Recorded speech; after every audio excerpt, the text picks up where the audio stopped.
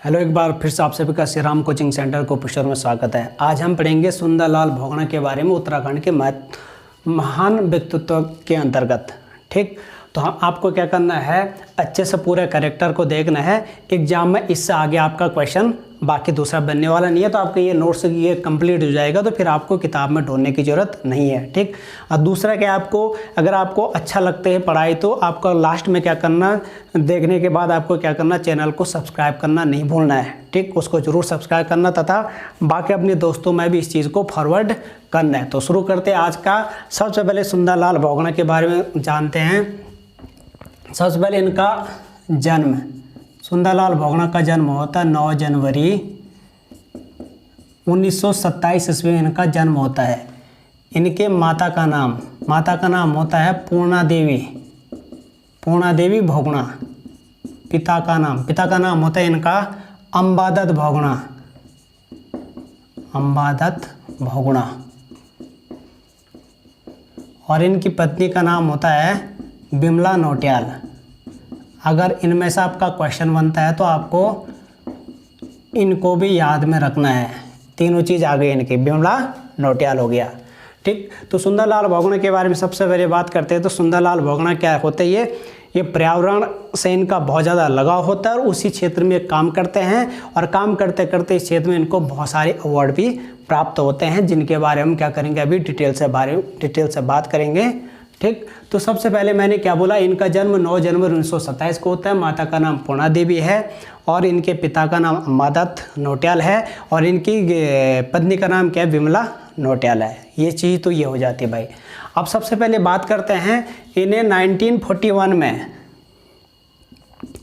1941 ईस्वी में क्या होता है, ये एक हॉस्टल की स्थापना करते हैं जिसका नाम होता है थक्कर,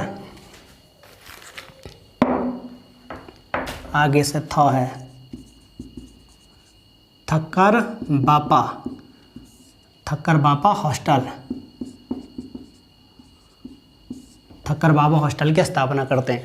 अब देखो इसकी स्थापना क्यों करते हैं, ये दलित वर्ग के विद्यार्थियों को, जो दलित वर्ग के विद्यार्थी है उनका उत्थान करने के लिए, जो दलित वर्ग के विद्यार्थी होते हैं उनका उत्थान करने के लिए इन्होंने क्या किया था, थक्कर बापा हॉस्टल खोला था। तो अगर आपका कभी ऐसा क्वेश्चन आएगा कि दलितों के उत्थान के लिए उन्होंने कौन सा हॉस्टल खोला था सुंदरलाल भोगना ने, तो थक्कर बापा हॉस्टल, या किसने खोला था, तो सुंदरलाल भोगना ने खोला था। और कब खोला था, 1941 में खोला था। दलित वर्ग के जो विद्यार्थी थे उनके उत्थान के लिए खोला था इन्होंने। ठीक, इसके बाद ये क्या करते हैं, देखो इन्होंने टिहरी बांध के विरोध में भी इन्होंने आवाज़ उठाई थी। टिहरी बांध के विरोध में भी उन्होंने आवाज़ उठाई थी। और उससे पहले आपका क्या होता है, चिपको आंदोलन होता है। जब आपका चिपको आंदोलन होता है तो उस समय भी इनकी क्या रहती है, सक्रिय भूमिका रहती है। और चिपको आंदोलन के दौरान, चिपको आंदोलन को राष्ट्रव्यापी आंदोलन बनाने के पीछे सुंदरलाल भोगना का सबसे महत्वपूर्ण योगदान होता है। गौरा देवी ने तो यहाँ पे लोकल स्तर पर इसको स्टार्ट किया, लेकिन इन्होंने क्या किया, ये एक राष्ट्रीय नेता थे सुंदरलाल भोगना, तो ये क्या करे थे, राष्ट्रीय स्तर तक भी इस बात को ले गए थे। तो इन्होंने, सुंदरलाल भोगना एक बहुत बड़ी शख्सियत है। इन्होंने एक नारा दिया था, हिमालय बचाओ देश बचाओ का नारा दिया था। ठीक, जब चिपको आंदोलन हुआ था ना, पेड़ों की कटाई हो रही थी, तो इन्होंने इस समय क्या नारा दिया था, हिमालय बचाओ देश बचाओ। तो ऐसा अगर कभी आएगा कि हिमालय बचाओ देश बचाओ का नारा किसने दिया था, तो सुंदरलाल भोगना ने हिमालय बचाओ देश बचाओ का नारा दिया था। ठीक, इन्होंने एक नारा और दिया था उस टाइम।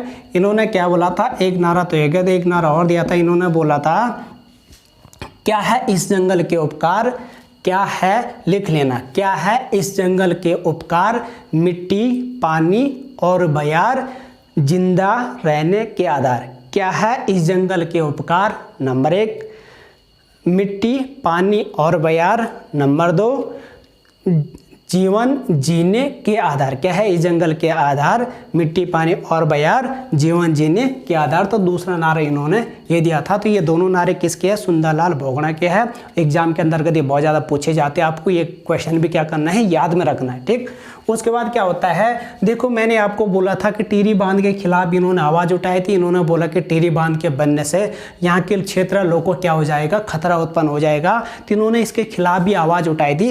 ध्यान रखने क्वेश्चन आता है कि टिहरी बांध के खिलाफ सर्वप्रथम आवाज़ किसने उठाई थी, तो राजमाता कमलेंद्र तिसार ने टिहरी बांध के खिलाफ सर्वप्रथम आवाज़ उठाई थी। और इसके लिए 1978 में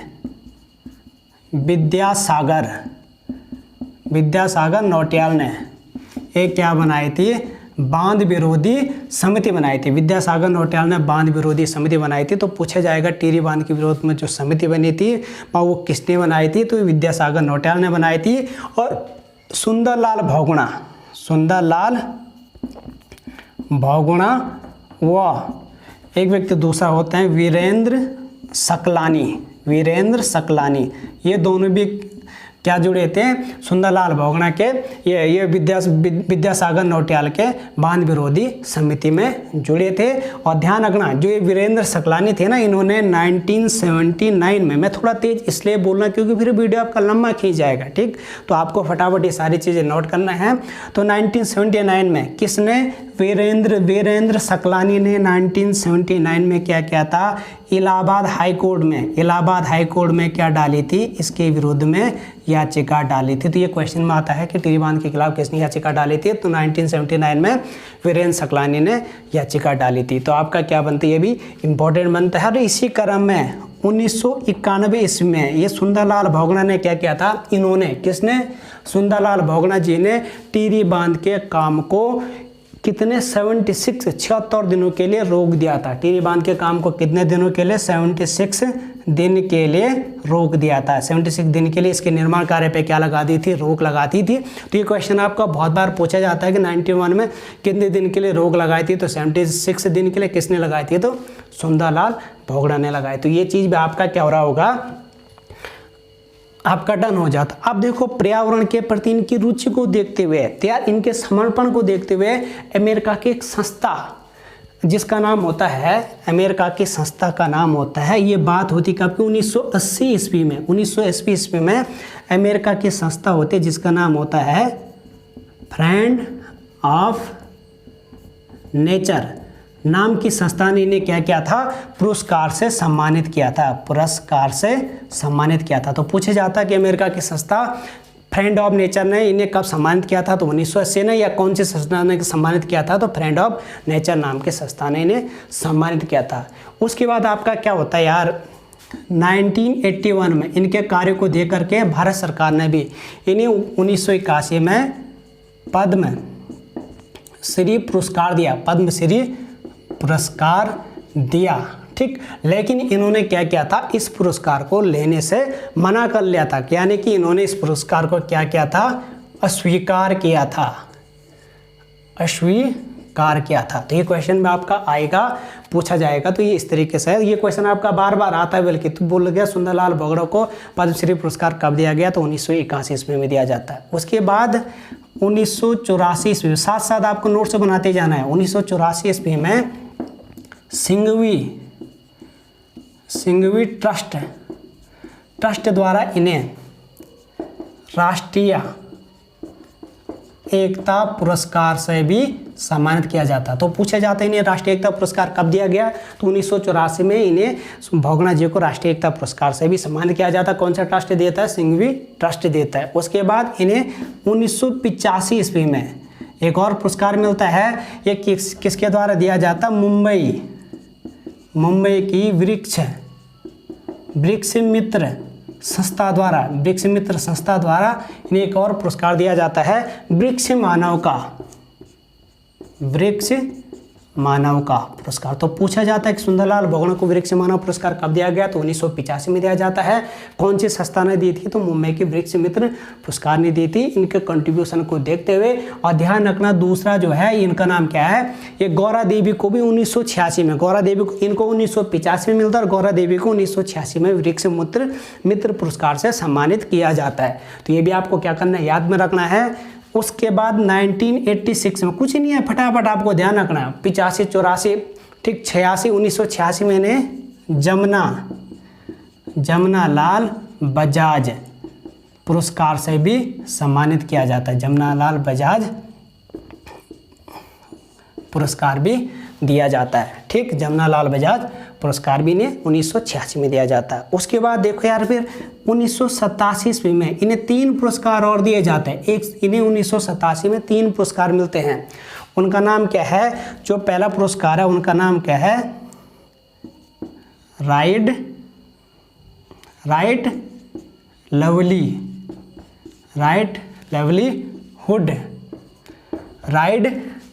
लाइवलीहुड पुरस्कार इन्हें दिया जाता है। राइट लाइवलीहुड पुरस्कार इन्हें 1987 में दिया जाता है। और 1987 में दूसरा पुरस्कार इन्हें दिया जाता है शेर ए कश्मीर का भी पुरस्कार इन्हें दिया जाता है। और 1987 में इन्हें संस्कृत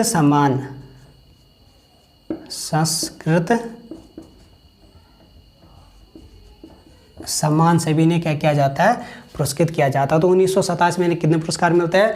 राइट लाइवलीहुड पुरस्कार दिया जाता है, शेर ए कश्मीर पुरस्कार दिया जाता है और संस्कृत सम्मान से भी इन्हें क्या किया जाता है? सम्मानित किया जाता है। वेरी वेरी इंपॉर्टेंट है, याद रख देना। ठीक, उसके बाद 1989 में इन्हें क्या किया जाता है? IIT रुड़की के द्वारा, किसके द्वारा? IIT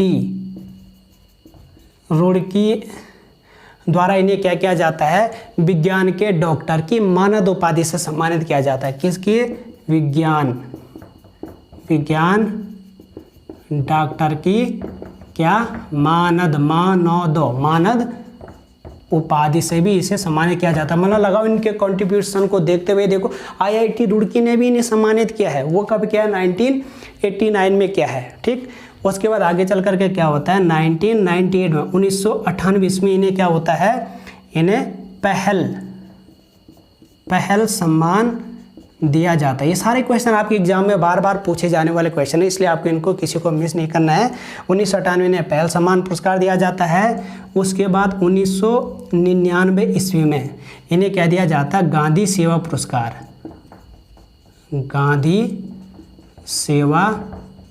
पुरस्कार से भी इन्हें क्या किया जाता है? सम्मानित किया जाता है।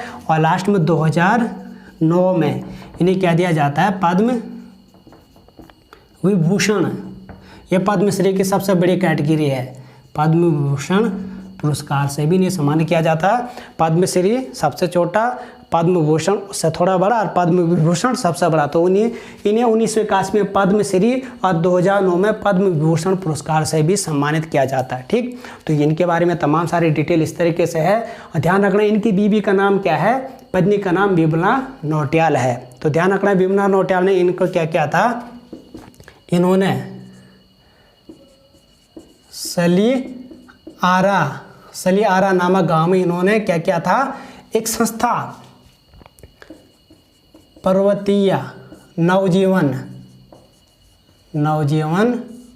मंडल की भी स्थापना करती है। इनके पत्नी के सहयोग से टिहरी में पड़ता है आपका। ठीक है, टिहरी में आपका पड़ता है, सलियारा नाम का गांव पड़ता है। ठीक, सलियारा या सिलोरा ऐसा भी लिख सकते हैं, सिलोरा। मतलब कुल मिला करके टिहरी में ये गांव पड़ता है। तो टिहरी में इन्होंने क्या किया था? पर्वतीय नवजीवन मंडल की स्थापना करती, किसके सहयोग से? बिमला नौटियाल के सहयोग से। और आपके इन्होंने क्या क्या करा था? ये 1941 इसमें थक्कर बाबा हॉस्टल की भी स्थापना करी थी। कहाँ पे करी थी? ये भी टिहरी के ही अंतर्गत करी थी। ठीक, तो इनसे रिलेटिव जो बातें होती हैं इस तरीके से होती हैं। तो आपके सारे सम्मान वगैरह पे क्या करना है? ध्यान रखना है। और ये चीज़ें आपकी पूछी जाती है। मैंने क्या बोला? देखो यार, सबसे पहले आपको उंगली पे गिनना है, कोई बड़ी बात नहीं है। देखो सबसे पहले क्या होता है ना, मैंने क्या बोला था? ये इनके माता का नाम पूर्णा देवी भोगना, पिता का नाम अम्बादत्त भोगना, पत्नी का नाम बिमला नौटियाल। और बिमला नौटियाल के सहयोग से इन्होंने क्या किया था? ये पर्वतीय नवजीवन मंडल की भी स्थापना, मंडल नाम की संस्था की स्थापना करी थी। उसके बाद क्या होता है? ये एक पर्यावरणविद होते हैं और इन्होंने जो पर्यावरण के क्षेत्र में जो अपना योगदान किया था, इन्होंने एक नारा दिया था। क्या बोला था? हिमालय बचाओ, देश बचाओ का नारा दिया था चिपको आंदोलन के दौरान। और एक नारा और दिया था। क्या बोला था? कि जो है, क्या इस मिट्टी के उपकार, ठीक है, ये क्या है? इस मिट्टी के उपकार, मिट्टी पानी और बयार जीवन जीने के आधार, ये नारा दिया था। उसके बाद इन्होंने क्या किया था? 1941 में क्या किया था? थक्कर बाबा हॉस्टल की स्थापना करी थी, जो दलित वर्ग के विद्यार्थी उनके उत्थान के लिए। उसके बाद इन्होंने क्या करा था? जब टिहरी बांध का निर्माण हो रहा था तो 1978 में सागर नौटियाल ने एक बांध विरोधी जो समिति बनाई थी उसके भी सदस्य बने थे, वीरेंद्र सकलानी और भोगना जी। और वीरेंद्र सकलानी ने क्या किया था 1979 में इसके खिलाफ क्या किया था, इलाहाबाद हाई कोर्ट में याचिका डाली थी। और आगे चल करके आपका क्या होता है 1991 में क्या किया था, इनका नाम क्या बनता है, ये सुंदरलाल भोगना ने इसके कामों को 76 दिनों के लिए रोका था। और हम इनके अगर बात करें अवार्ड की बात करें तो इनके कार्यों को देख करके अमेरिका की संस्था है जिसका नाम क्या, फ्रेंड ऑफ नेचर ने इन्हें नाम की संस्था ने भी इन्हें पुरस्कार दिया था। 1981 में इन्हें पद्मश्री पुरस्कार दिया गया था जिसे इन्होंने स्वीकार कर दिया था। 1984 में ट्रस्ट द्वारा इन्हें कौन सा पुरस्कार दिया गया था, राष्ट्रीय एकता पुरस्कार दिया गया था। 1985 में वृक्ष मानव पुरस्कार दिया जाता है मुंबई वृक्ष संस्था द्वारा। फिर 1986 में जमनालाल बजाज पुरस्कार दिया जाता है। फिर 1987 में 3 पुरस्कार मिलते हैं, सरस्वती सम्मान मिलता है, राइट लवलीहुड पुरस्कार मिलता है और आपका क्या मिलता है, शेर कश्मीर पुरस्कार मिलता है। 1989 में 1990 में क्या किया जाता है, IIT रुड़की द्वारा इन्हें क्या किया जाता है, डॉक्टर विज्ञान के डॉक्टर की मानद उपाधि से सम्मानित किया जाता है। फिर 1998 में इन्हें क्या किया जाता है, पहला पुरस्कार दिया जाता है। फिर 1999 में इन्हें क्या किया जाता है, राष्ट्रीय सेवा गांधी पुरस्कार दिया जाता है। 2009 में इन्हें क्या दिया जाता है, ये क्या बोलते हैं इसका नाम, पद्म विभूषण पुरस्कार से सम्मानित किया जाता है। बाकी इनके बारे में डिटेल है, आप इसका स्क्रीनशॉट लीजिए और इसके बारे में तमाम सारी चीज़ों को क्या करें, नोट करें। और इस वीडियो में इतना ही था। Thank you. अगर कोई चीज़ छूटी होगी तो अगले वीडियो में आपको क्या कर दूंगा, बता दूंगा। Thank you. अंत में इनका गांव का नाम छूट जाता है, गांव का नाम होता है ग्राम मरोड़ा, ग्राम मरोड़ा टिहरी, ये नाम छोड़ जाता है। Thank you. ओके।